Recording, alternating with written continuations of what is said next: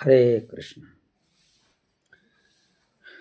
তো আজকের একটা প্রশ্ন আপনাদের কাছে উপস্থিত হয়েছে। প্রশ্নটা হচ্ছে এটাই যে ভগবান যদি এত সুন্দর যদি হন,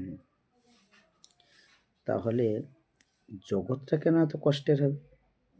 জগৎটা কেন তিনি এত সুন্দর করে তিনি বানালেন না? তো আচার্যগণ এটা উত্তর দিচ্ছেন যে দেখুন,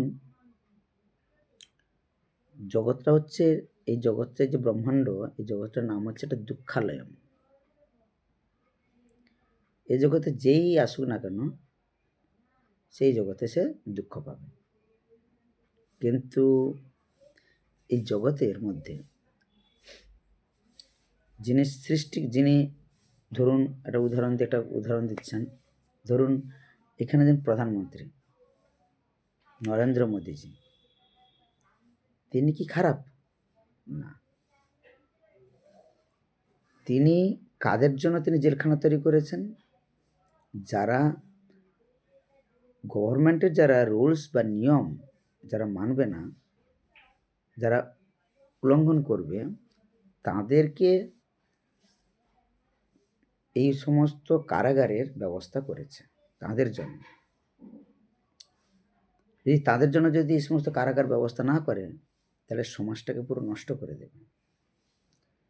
তাদেরকে ভুল সংশোধনের জন্য সংশোধনাগার তৈরি করা হয়েছে, যে আমি ভুল করেছি সে নিজেদের সংশোধন হয়ে যাবে, শুধরে নেবে নিজেকে, ভুল পথটা কি।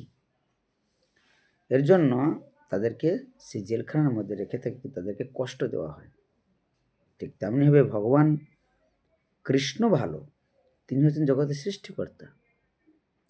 কিন্তু আমাদের মতো এরকম বদ্ধজীব যারা ভগবানের নির্দেশকে না মেনে, ভগবানের নিয়মকে না মেনে আমরা নিজেরা ভগবানের মতো মালিক হতে চেয়েছি, এর জন্য কৃষ্ণ আমাদের জন্য তিনি জেলখানাটা তৈরি করেছেন।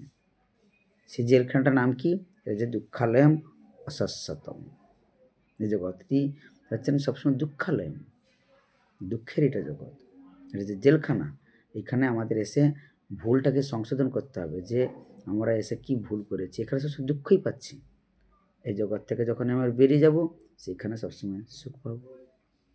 এই জগতে বেরিয়ে যেদিন আমরা বৈকুণ্ঠে প্রাপ্ত হতে পারবো, যেদিন ভগবানের নির্দেশ, ভগবানের নিয়ম মেনে আমরা ভগবানের শরণাগতি হতে পারবো, সেদিন আমরা সমস্ত জগৎ থেকে, সমস্ত দুঃখ থেকে আমরা নিবৃত্তি পেয়ে সুখের সন্ধানে যেতে পারি। হরে কৃষ্ণ। জয় শিল প্রভুপাদ কি জয়।